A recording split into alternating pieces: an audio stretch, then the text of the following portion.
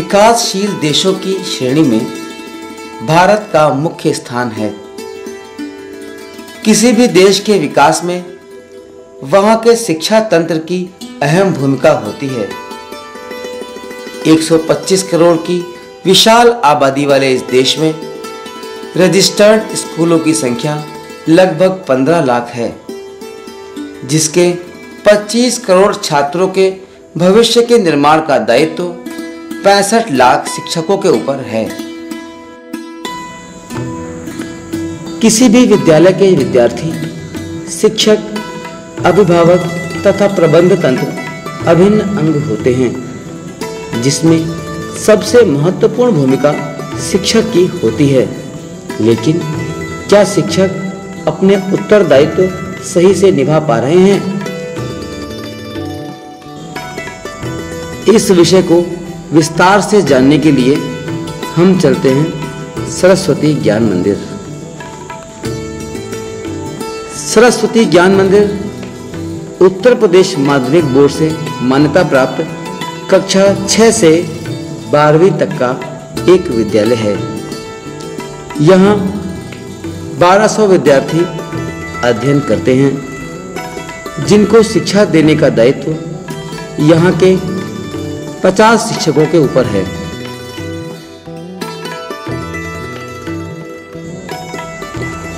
इन 50 शिक्षकों में से एक हैं श्री सुरेंद्र कुमार जी, जो इस विद्यालय में लगभग 25 वर्षों से विद्यार्थियों को इंग्लिश विषय की शिक्षा दे रहे हैं।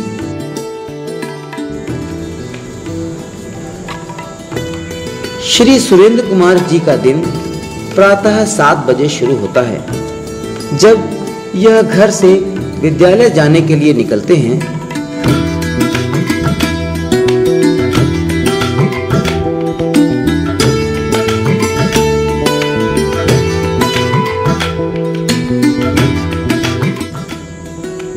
आपका सबसे पहला लक्ष्य होता है समय पर विद्यालय पहुंचना।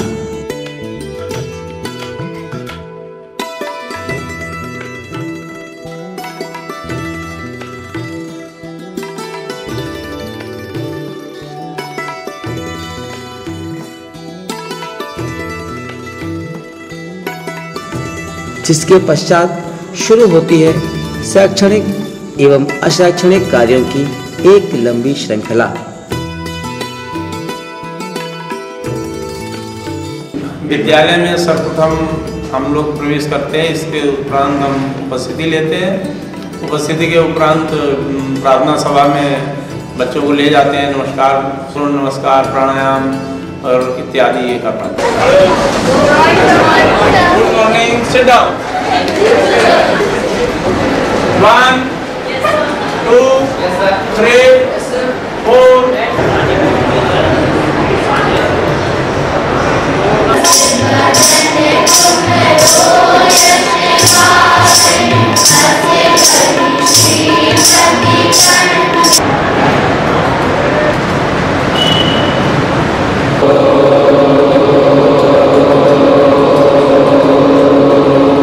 7 बेलों का शिक्षण कार्य हम करते हैं। और इस शिक्षण कार्य के अतिरिक्त गृह कार्य है, असाइनमेंट का वर्क है। जो कमज़ोर विद्यार्थी हैं उनका अतिरिक्त जो कार्य देते हैं, उनकी जांच कार्य करना, उनको अलग से जो है कुछ असाइनमेंट देना, ये कार्य। और लंच में भोजन व्यवस्था भी मेरे पास रहती है। भोजन व्यवस्था बच्चों को व्यवस्थित करने के बाद हम लोग अपना लंच करते हैं।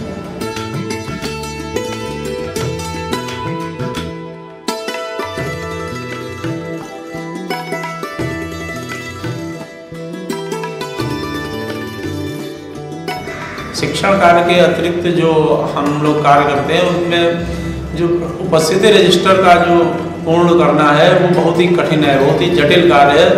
हम लोग जब उपस्थिति पूरे महीने की हो जाती है तो जब उसको पूरा लिखते हैं तो पीछे की जो अद्यावधियाँ हैं उनको लिखना पड़ता है। जो अवकाश बच्चे लेते हैं उनको लिखना पड़ता है। जो अनुपस्थित रहते हैं वो लिखना पड़ता है। उसमें बहुत ही जो है ध्यान रखना पड़ता है और अक्सर उसमें त्रुटियां होने की संभावना रहती है। और जब हम पूरा मिला लेते हैं और पूरा अध्यापकों का जोड़ करते हैं और जब नहीं मिल पाता है तो हम लोगों को बड़ी परेशानी होती है। फिर हम लोग फिर एक तरफ से पूरा जो है उसको नोट करते हैं, देखते हैं। तो ये जो है बड़ा ही जटिल कार्य है उपस्थिति रजिस्टर पूर्ण करना। जब परीक्षा हो जाती है, परीक्षा होने के बाद सबसे बड़ा काम होता है मूल्यांकन का।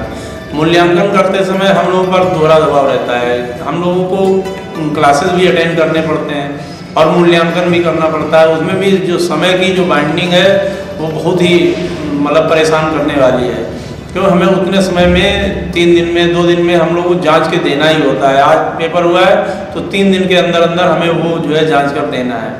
और इसके अतिरिक्त फिर हम लोग जो अंक पत्र चढ़ाते हैं उसमें भी त्रुटियां हो जाती हैं। जो तैयार किया है उसमें भी जो है शुद्धिकरण करना पड़ता है। जब सभी अंक पत्र प्राप्त हो जाते हैं तो विशेषकर कक्षाचार्य जो होता है उस पर बहुत दबाव होता है। उसे उसका जो है टैबलेशन शीट तैयार करनी होती है। कक्षा से प्रारंभ करके जो हमारा मूल्यांकन का कार्य और जो टैबलेशन निर्माण और जो हम प्रगति पुस्तिका तैयार करते हैं इसमें लगभग हमें 5 दिन लगते हैं। तो इस प्रकार 2 मासिक परीक्षाएं हैं तो 10 दिन इसमें लग गए। और अर्धवार्षिक जो परीक्षाएं हैं, अर्धवार्षिक परीक्षाओं में 8 दिन का समय जो है लग जाता है। तो इस प्रकार से 18 दिन हो जाते हैं। वार्षिक परीक्षा में थोड़ा ज़्यादा होता है क्योंकि उसमें दूसरे का भी जो है हम लोग सहायक बना दिए जाते हैं। तो सहायक बनाने में उनका टैबलेशन चेक करना है, उनका पूरा जो है परीक्षा परिणाम को रिव्यू करना होता है। तो उसमें लगभग 10 से 12 दिन जो है पूरे लग जाते हैं। इस प्रकार टोटल ये 1 महीना जो है एडमिनिस्ट्रेटिव इस वर्क में जो है लग जाता है। ये काम जो है बहुत ही कठिन है और बहुत ही समस्यापूर्वक है। और यहाँ जब वो नहीं हो पाता है तो हम लोगों को घर में काम जो है ले जाना पड़ता है कि वो अपना ले जाएं, घर जो है वहाँ पर बनाए जा करके जो है। और घर के भी कार्य होते हैं, घर में भी जो है अपने व्यक्तिगत कार्य हैं तो उन कार्यों पर भी बड़ा जो है आपस में घर में भी कभी कभी तनाव उत्पन्न हो जाता है। परीक्षाओं का इतना ज्यादा कार्यभार शिक्षकों के ऊपर क्यों पड़ता है? इसके लिए हमें यहाँ के शिक्षा प्रणाली को समझना जरूरी है। आइए जानते हैं श्री आदित्य जी से, जो यहाँ के परीक्षा विभाग के प्रमुख हैं। विद्यालय में 4 प्रकार के 4 समय में परीक्षाएं अलग अलग होती हैं। प्रथम मासिक परीक्षा, द्वितीय मासिक परीक्षा, अर्धवार्षिक परीक्षा और वार्षिक परीक्षा। प्रथम मासिक परीक्षाएं और द्वितीय मासिक परीक्षाओं का जो एवरेज होता है वो अर्धवार्षिक परीक्षा के साथ में सम्मिलित किया जाता है उसको। और जो वार्षिक परीक्षा होती है वार्षिक परीक्षा पूरी एक उस पर संपन्न होती है। लेकिन जो मासिक परीक्षाएं होती हैं उनमें हम लोगों के पास में जो टारगेट्स होता है वो समय बहुत कम होता है, टीचर के पास बर्डन भी बहुत होता है और हम लोगों को काम भी एक निश्चित टाइम तक करना होता है। तो उसमें क्या होता है कि जब टीचर के पास में बर्डन कम होता है और उसके बाद टारगेट्स होते हैं तो वो मैनुअली जो वर्क करते हैं उसमें प्रॉब्लम आती है और बहुत ज़्यादा प्रॉब्लम आती है हम लोगों को मार्क्स चढ़ाने में, या जो कॉपी पे मार्क्स चढ़े होते थे वो जो स्लिप में चढ़े होते थे उसमें टोटलिंग में बहुत सारी समस्या आती थी। कोई स्लिप है जिसके अंदर पहले सारे एक रोल नंबर्स पूरे लिखने होते थे क्लास में।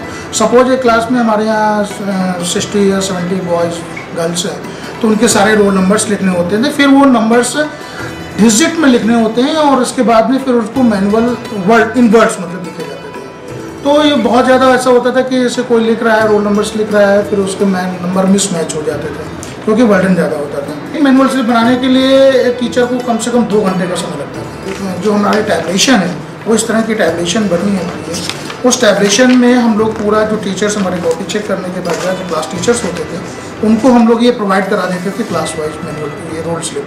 तो उनसे ये सारे नंबर्स जो है इस तरह से इसमें बना हुआ है, वो नंबर्स को अपने हाथ से बनाते हैं। मुझे लगता है कि कम से कम 10-10, 15-15 दिन लगते थे इस काम को ट्रैक करने के लिए, इस काम को कंप्लीट करने के लिए। जो अभी जो हमारी फर्स्ट मंथली और सेकेंड मंथली और हाफ ईयरली जो एग्जाम्स होते हैं उनमें मैं बात कर रहा हूँ। जब हमारा एनुअल जब डेटा जब कंप्लीट होता था, जब रिजल्ट हमारा बनता था तो उसमें तो हमें पूरा मंथ लग जाता था। इतना हमारा जो मैन पावर यूज़ होता था और टाइम यूज। यहाँ के अन्य विद्यालयों में भी शिक्षकों की यही समस्या है। तो हाई स्कूल तक 6 पीरियड पढ़ाने पड़ते हैं सरकार द्वारा प्रिस्क्राइब्ड। लेक्चरर को 5 पीरियड। अगर वास्तविक में शिक्षक पढ़ाता है तो बहुत मेहनत का काम है, हमेशा उसको बोलना पड़ता है और ऐसा बोलना पड़ता है कि कहीं गलती न हो, कोई गलती की संभावना न रहे। छात्र विभिन्न प्रकार के प्रतिभाशाली छात्र रहते हैं, क्रॉस क्वेश्चन कर देते हैं, इसलिए शिक्षक को घर में भी पढ़ना पड़ता है और घर में पढ़ने के बाद में 6 पीरियड वहाँ पढ़ाना बहुत बड़ा काम है। इसके बाद में फिर रिजल्ट बनाना और ये जो रजिस्टर बनाना, रजिस्टर को तो हम यहाँ तक कह सकते हैं कि भाई शिक्षक जो है अपना उपस्थिति ले ले, शेष काम जितना है फीस ऑफिस में हो तो शिक्षक और अपने मन से पढ़ा सकता है और उसका स्ट्रेस, उसका दबाव जो है कम हो सकता है। यही कारण है कि जब हम कहीं जो है अलग दूसरा काम करेंगे तो फिर हम शिक्षा में चोरी करेंगे, पढ़ाने में जो है इतने मनोयोग से नहीं पढ़ाएंगे। मनोयोग से पढ़ाने के लिए तो ये आवश्यक है कि उसका अधिक से अधिक उसका काम, मुंशीगिरी वाला काम उससे कम लिया जाए, शिक्षण कार्य पर उसको जो है उसको दे दिया जाए, वो काम करे, पेपर बनावे, कापी जांचे और रिजल्ट और नंबर जो है पोस्ट करके जो है मिल जाए और काम जो है कोई अगर दूसरे साधन से हो तो हम समझते हैं शिक्षा का स्तर और बेहतर। हमारे यहाँ पढ़ाई के अतिरिक्त जो कार्य होते हैं उसमें जो एज ए क्लास टीचर पूरी क्लास को संभालना, उनके अटेंडेंस लेना, उनकी फीस जमा करना, जब एग्ज़ाम का काम होता है तो उस समय उनके रिपोर्ट कार्ड तैयार करना, कापियाँ जांचना, रजिस्टर तैयार करना और महीने में एक दिन फीस का रजिस्टर भी हम लोगों को तैयार करना होता है। इसमें जो दबाव का प्रश्न होता है उसमें जो वो पढ़ाई कर रहा, अध्यापन कार्य कर रहा होता है उसमें थोड़ी सी बाधा आती है और वो बाधा ये होती है कि जिस समय वो पढ़ाने के मूड में होता है और वो क्लास के बच्चों का के देखभाल में, उनकी समस्याओं को सुनने में कि किसने फीस नहीं दी, किसने कौन अभी नहीं आया है, उसके गार्जियन से बोलना है, रजिस्टर नहीं है, कभी उसको जैसे 12th क्लास के बाद TC काटनी है तो उसकी रसीद कटवाने आ गया। तो इस प्रकार अतिरिक्त कार्यों के कारण जो एक बहुत अच्छा जो अध्यापन होना चाहिए उसमें असुविधा। क्या यह कार्य इतना कठिन है? आइए जानते हैं विद्यार्थियों से कि वे शिक्षकों के द्वारा व अन्य नौकरी पेशा लोगों के द्वारा किए जाने वाले कार्यों के बारे में क्या राय रखते हैं। हमें लगता है कि और प्रोफेशनल्स टीचर से ज़्यादा, मुझे लगता है कि डॉक्टर, इंजीनियर्स ये सब टीचर्स की अपेक्षा ज़्यादा काम करते हैं। मुझे लगता है कि जो डॉक्टर्स, इंजीनियर्स और चार्टर्ड अकाउंटेंट होते हैं वो टीचर्स की अपेक्षा ज़्यादा काम करते हैं। मुझे लगता है अकाउंटेंट्स टीचर से ज़्यादा काम करते हैं। मेरा नाम प्रियांशु गुप्ता है, मैं क्लास 10th B में पढ़ती हूँ। मैं बड़े होकर टीचर बनना चाहती हूँ। जब शिक्षकों ने विद्यार्थियों को शिक्षण के अतिरिक्त किए जाने वाले अपने कार्यों के बारे में विस्तार से जानकारी दी, उसके बाद उनके विचारों में आश्चर्यजनक रूप से परिवर्तन आया। टीचर्स के पास पढ़ाई के अलावा और भी कई काम होते हैं, जैसे बच्चों के रिजल्ट बनाना, उनके नंबर की कैलकुलेशन मेंटेन करना, जिसमें बहुत ही टाइम वेस्ट होता है और बहुत ही टफ काम है और मैं इन कामों को नहीं कर सकती। टीचर्स के पास पढ़ाई के अलावा और भी अदर वर्क्स होते हैं, जैसे अटेंडेंस रजिस्टर बनाना और हर बच्चे की फीस कितनी आई है इसको मेंटेन रखना। ये बहुत टफ वर्क है, ये हम नहीं कर सकते। हम टीचर्स पढ़ाने के अलावा ही बहुत सारा काम करते हैं, इसलिए मैं टीचर नहीं बनना चाहती। टीचर के ऊपर इतना है कि वो अपना काम नहीं कर पाते, इसलिए मैं टीचर नहीं बनना चाहती, डॉक्टर बनना चाहती। यहाँ के विद्यालय का प्रबंध तंत्र भी इन तथ्यों से अनजान नहीं है।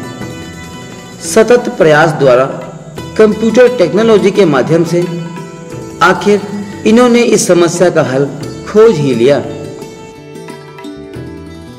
आइए देखते हैं इस नई कंप्यूटर टेक्नोलॉजी के आने के बाद यहाँ क्या परिवर्तन हुए हैं।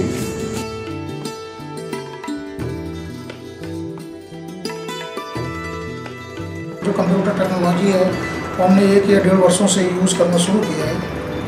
सबसे पहली बात यह है कि जो गलती होने की संभावना है वो 0% हो गई है, क्योंकि जो डेटा हम इनपुट कराएंगे तो जो उसका कैलकुलेशन है, जो उसका एक्यूरेशन है, वो सबसे पहले 100% एक्यूरेट आता है। जो अभी तक हम लोग जो मैनुअल वर्क करते थे या जो रिपोर्ट स्लिप बनाते थे, मैनुअल वर्क करते थे, उससे गलती होने की संभावना हमेशा बनी रहती थी और उसको हम लोग कई पॉइंट पर चेकआउट करते थे। लेकिन कंप्यूटर टेक्नोलॉजी का यूज़ करने के पश्चात हम लोगों ने ये देखा कि प्रैक्टिकली हम लोगों ने उसको ट्रैक किया कि जो हम लोग डेटा इनपुट कराते हैं और जो इंस्ट्रक्शंस दिए हुए हैं उसके अकॉर्डिंग जो हमारा रिजल्ट है, जो आउटपुट है, वो 100% एक्यूरेट आता है।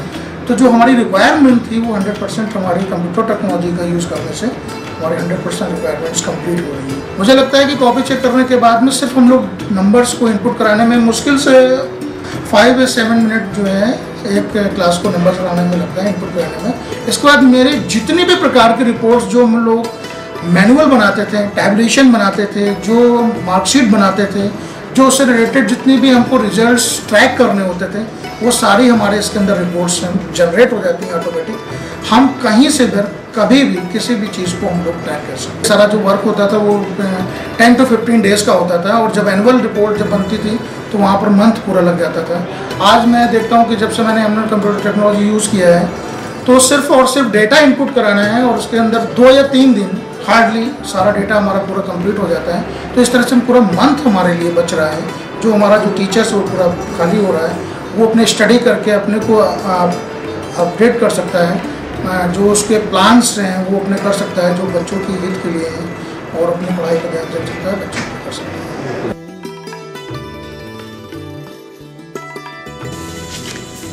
क्या इस नई टेक्नोलॉजी के आने के बाद सुरेंद्र जी को कोई लाभ हुआ है? विद्यालय में कंप्यूटर टेक्नोलॉजी आने से पहले जो भी कार्य होता था हमें ये मैनुअल वर्क करना पड़ता था। जो परीक्षाओं एडमिनिस्ट्रेटिव वर्क होता था सभी पूरा मैनुअल वर्क करने के कारण हमारा बहुत समय भी लगता था। और कंप्यूटर टेक्नोलॉजी जब शुरुआत में ये आई विद्यालय में तो इससे हम लोगों को जो काफ़ी एडल्ट काफ़ी जो उम्र जिनको 50 से ऊपर है तो हम लोगों को ये लगता था कि हम इसके साथ कोप नहीं कर पाएंगे, क्योंकि हमने कभी सीखा नहीं था, हमें बड़ी समस्या लग रही थी। शुरू में जब बताया गया जो है कि आपको ये सब करना है, आपका परिणाम आपको चढ़वाना है, अंक चढ़वाने हैं और आपको उपस्थिति जो है कंप्यूटर पर स्वयं जो है अपना प्रयोग करना है, चढ़ाना है, तो हम लोग बहुत ही डर लग रहा था। सोचा था कि शायद अब जो है ये कार्य हमसे नहीं संपन्न हो पाएगा। लेकिन हमारे जो प्रबंधक जी हैं उन्होंने हमको मोटिवेट किया, उन्होंने हमारे कई एक जो है हमको समझाया और जो है व्यवस्था ऐसी की प्रशिक्षण दिलाया और इसके बाद हम लोग उसको सीख गए।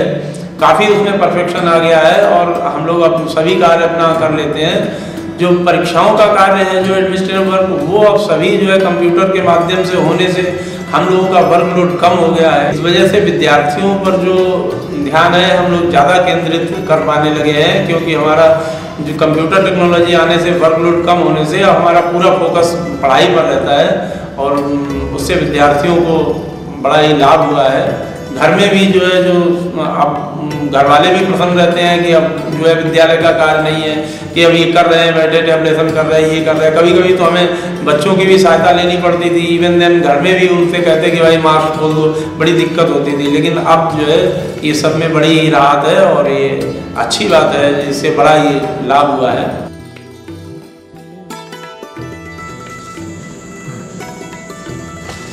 इस विद्यालय के अधिकांश शिक्षकों को पहले कंप्यूटर चलाना नहीं आता था।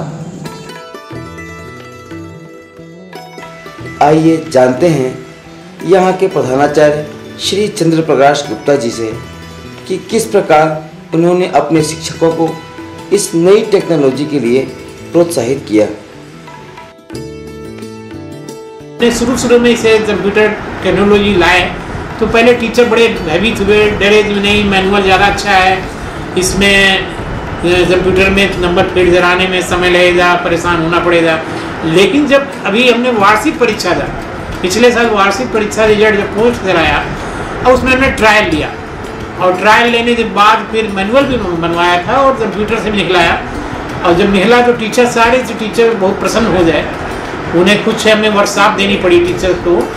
जो कंप्यूटर लिटरेट थे उन्हें बहुत आसानी समझ में आ गया, जो कंप्यूटर एकदम जानते नहीं थे, बड़े भयभीत थे, लेकिन उन्होंने भी उसे अडॉप्ट किया आसानी से और वो ज़्यादा सफल हैं कंप्यूटर लिटरेट टीचर की अपेक्षा। वो बड़ी इंटरेस्ट से उसमें अपना रिजल्ट पोस्ट करते हैं। गार्जियन भी आश्चर्य कर रहे थे इतनी जल्दी रिजल्ट पहुंचना और उन्हें मालूम होना। इसे हमने वेबसाइट में डाल दिया, ऑनलाइन हो गया है। और जो हमारे यहाँ अटेंडेंस होती है 2 मीटिंग में, ये कोई गार्जियन जानना चाहे तो अपने बच्चे का SR नंबर फीड करे और तुरंत उसे अपने बच्चे की अटेंडेंस उसी दिन की मालूम हो सकती है कि आज हमारा बच्चा प्रेजेंट है या नहीं प्रेजेंट है। इसी तरह से वो अपने बच्चे की पूरी परफॉर्मेंस जान सकता है। यदि वो जानना चाहता है कि हमारी मैथ में हमारा बच्चा किस तरह का है या साइंस में है, किस सब्जेक्ट में वीक है, फीस जमा है या नहीं जमा है। गार्जियन को सूचना लेने के लिए अपना टाइम निकालना पड़ता था, छुट्टी लेनी पड़ती थी, अपने ऑफिस से दूर रहता है तो समय से आ नहीं पाता था। तो वो भी अब बड़ा प्रसन्न है कि नहीं, अब हमें तो अपने नेट में हमारी वेबसाइट में जा कर दे और वो अपने बच्चे का SR नंबर डालने के बाद कंप्लीट रिपोर्ट ले लेता है। बच्चे पर भी भरोसा यदि उसे नहीं है तो जान लेता है नहीं हमारा बच्चा आज विद्यालय कॉलेज में प्रेजेंट हुआ या नहीं प्रेजेंट हुआ। एज ए प्रिंसिपल कि हमें बहुत सी चीज़ों के लिए अपने पिन दौड़ाने पड़ते, चपरासी दौड़ाने पड़ते थे, ये इन्फॉर्मेशन लाओ वो इन्फॉर्मेशन लाओ। अब सारी इन्फॉर्मेशन एट ए मोमेंट हमें तुरंत मिल जाती है और एट ए ग्लांस हम उसे देख सकते हैं। इस तरह से मैं ये समझता हूँ कि जैसा होना चाहिए था कि ये जितने विद्यालय हैं उसमें टीचर्स की जो एनर्जी है वो इस लिखा पढ़ी के काम में न बर्बाद हो सकते। बच्चों पर ही वो सोचें, उन पर एक्टिविटी कराएं, उनसे प्रोजेक्ट कराएं, उनसे सिलेबस तो डेवलप करें। हम अपनी टीचर की पूर्ण एनर्जी टीचिंग स्किल में ही और बच्चों की स्किल बढ़ाने में ही हम इस्तेमाल करना चाहते हैं, जिससे हमें इस कंप्यूटर टेक्नोलॉजी का पूरा लाभ मिला है। इस कंप्यूटर टेक्नोलॉजी को विद्यालय में लाने की सबसे महत्वपूर्ण भूमिका यहाँ के प्रबंध तंत्र की थी। आइए जानते हैं यहाँ के प्रबंधक श्री अजित अग्रवाल जी के विचार। विकसित देश जो हैं उनकी शिक्षण पद्धति में और अपने भारत देश की शिक्षण पद्धति में जमीन आसमान का अंतर है। अपने देश भारत का शिक्षक जो है उसका काम केवल शिक्षण देना अर्थात कक्षाओं में विद्यार्थियों को पढ़ाना होना चाहिए, लेकिन वर्तमान समय में चाहे वो सहायता प्राप्त विद्यालयों में हो अथवा असहायता प्राप्त विद्यालयों में शिक्षण कार्य शिक्षक कर रहा है, उसको शिक्षण के अलावा भी बहुत तरह के काम करने पड़ रहे हैं। वो बड़े कुंठा में दबाववश काम तो करता है, लेकिन जो काम उसका शिक्षण प्रदान करने का है उसके साथ वह पूर्ण रूप से न्याय नहीं कर पाता। जब मैंने ज्ञान मंदिर का प्रबंध तंत्र में प्रबंधक का दायित्व संभाला, हमने जो सोचा था उस पर पूर्ण रूप से हम सफल हुए। जो विद्यालय में आचार्य शिक्षण के अलावा और विषयों में और कामों में जुटे रहते थे, उनसे उनको मुक्ति आज की तारीख में ज्ञान मंदिर में प्राप्त हो चुकी है। अगर सभी विद्यालय कंप्यूटर तकनीकी के माध्यम से इस प्रयोग को करते हैं तो मेरा ऐसा सोचना है कि हम देश का भी सुधार करेंगे और हमारा विद्यालय का जो सुधार होगा वो भी होगा और देश हमारा और आगे बढ़ेगा, ऐसा मेरा सोचना है। आइए जानते हैं विद्यालय में कंप्यूटर टेक्नोलॉजी द्वारा आए इस बदलाव के विषय में विद्यार्थियों के अभिभावक क्या सोचते हैं। मुझे मेरी बेटी ने 2-3 दिन पहले बताया कि डैडी मेरे स्कूल में अब इंटरनेट सुविधा लागू हो गई है, जिससे आप घर बैठे अब मेरे बारे में चिंता करने की जरूरत नहीं है और आप घर बैठे हमारे बारे में सारे डॉक्यूमेंट्स उपस्थिति कॉलेज में गए हैं या नहीं गए हैं आप नेट में सर्च करके पूरी जानकारी प्राप्त कर सकते हैं। मुझे जैसे जानकारी मिली मैंने नेट खोला अपने मोबाइल पर और जब मैंने देखा कि मेरी बेटी दोनों टाइम उपस्थित थी तो मैं आश्चर्य से देखा, मैं अपने साथ ऐसा अनुभव खुशी महसूस कर रहा हूँ कि मैं बयान नहीं कर सकता हूँ। हमारा बेटा गौरव कलवानी SGM में कक्षा 11 का छात्र है। हमें खुशी हुई कि SGM ने ये नया काम चालू किया है, ऑनलाइन कर दिया है, जिससे हमें घर बैठे अपने बच्चे के बारे में सारी जानकारियाँ मिल जाएंगी। तो मुझे लगता है फर्स्ट टाइम कानपुर में ऐसा हो। इससे जो है तमाम तरीके की सुविधाएं सबको मिलेंगी, पेरेंट्स को तो खास कर बहुत फ़ायदा होगा। मेरे को पहले बहुत दिक्कतें होती थी कि मेरा बेटा स्कूल में उपस्थित होता है या नहीं, उसको फीस देते थे जमा हो रही है या नहीं, और उसके रिजल्ट वगैरह के बारे में। इससे मेरे को बहुत फ़ायदे हो रहे हैं, जैसे कि ना मैं घर बैठे उसकी उपस्थिति का, उसका परीक्षा फल और भी बहुत सारी जानकारियाँ ले सकती हूँ। जैसे कि वैसे भी कानपुर सिटी में मेरे को लगता है ये पहला कदम है उनका, और स्कूल भी इनको देख के काफ़ी प्रेरणा लेंगे और उनको अच्छा भी लगेगा। मेरे बेटे का मैं घर बैठे क्या आउट ऑफ सिटी भी ये सब देख सकती हूँ कि वो इस स्कूल में उपस्थित है या नहीं है, उसका परीक्षा फल कैसा जा रहा है, एग्ज़ाम कैसे जा रहे हैं, और भी जैसे सारे होमवर्क्स वगैरह सब मेरे को पता ऑनलाइन पे चलते रहेंगे। ये एसडीएम ने बहुत अच्छा किया, मैं उसके लिए थैंक यू बोलना चाहती हूँ एसडीएम। कंप्यूटर का जो हमको यहाँ पे सिस्टम दिखाया गया उससे हम काफ़ी प्रभावित हैं, और शिक्षक इस प्रणाली के माध्यम से जो शिक्षकों पे जो सबसे बड़ा बोझ होता था, मतलब रजिस्टर मेंटेन करना और भी तमाम प्रकार की सुविधाएं होती थी उनको, तो इससे उनका समय बचेगा, और समय के साथ जब समय बचेगा, दिमागी बर्डन कम होगा, तो वो अधिक से अधिक हमारे बच्चों को ध्यान देके अधिक से अधिक उनको पढ़ाने का प्रयास करेंगे, और जिससे शिक्षा और बेहतर होगी हमारे बच्चों की। और जो भी हमें जानकारी जो कि हम स्कूल आके प्राप्त कर सकते हैं, हमें स्कूल आने की अब आवश्यकता नहीं है, हम अपने घर बैठ के इंटरनेट के माध्यम से बहुत आसानी से हम इस चीज़ को प्राप्त कर सकते हैं। कंप्यूटर टेक्नोलॉजी इस विद्यालय ने जो चलाई है उससे मुझे कई फ़ायदे हो रहे हैं, और सभी अभिभावक बंधु को होगा। सबसे पहली बात तो यह है कि मेरा बच्चा विद्यालय पहुंचा या नहीं पहुंचा, इसका मुझे घर बैठे पता चल जाएगा। मैं चूँकि पुलिस में नौकरी करता हूं, तो एक इस दृष्टिकोण से भी ज़रूरी है जानना कि मेरा बच्चा अगर नहीं पहुंचा तो ऐसा तो नहीं कि कहीं कोई आपराधिक घटना से संबंधित हो, तो मैं अगर मुझे जानकारी जल्दी हो जाएगी तो मैं उससे जल्दी कार्रवाई कर सकता हूं, विद्यालय से पहुंच सकता हूं। वो समय जो मतलब अटेंडेंस में जो जाता था वो सीधा मुझे फ़ायदा होगा, क्योंकि उतनी देर मेरे बच्चे को पढ़ाया जाएगा और उससे ज्ञानवर्धन होगा। कुछ एक और फ़ायदा है, जैसे फ़ीस है, और फ़ीस मुझे नहीं पता चल पाता कि मेरे बच्चे की फ़ीस कितने दिन की बकाया है, कब तक की, मैं किस महीने तक की फ़ीस में भिजवा चुका हूँ, तो इसका भी मुझे पता हो जाएगा। तो मैं पहले से ही तैयार रहूँगा कि मुझे इतने पैसे देने हैं। ठीक है। सबसे बड़ी चीज़ ये है कि ये जो टीचर्स जो है उनका जो समय बच रहा है, एक रुझान उनके अंदर जो पैदा हो रहा है कि नहीं हम ये करके समय बचा के बच्चों को पढ़ाएंगे, मुझे ये लगता है कि ये नई एक परिपाटी शुरू की गई है। मैं चाहता हूँ कि और भी जो विद्यालय हैं उनमें भी ये चले, और जो है सभी विद्यालयों में इस तरीके से हो जाए तो उससे सभी को फ़ायदा होगा। और मुझे बड़ा खुशी है कि ये, मुझे तो ये लगता है कि विद्यालय में ये पहली बार ऐसा सरस्वती ज्ञान मंदिर में हुआ है, और मैं चाहता हूँ इसका अनुकरण करके सभी पूरे शहर और भी जगहों पे इसका फ़ायदा उठाएं।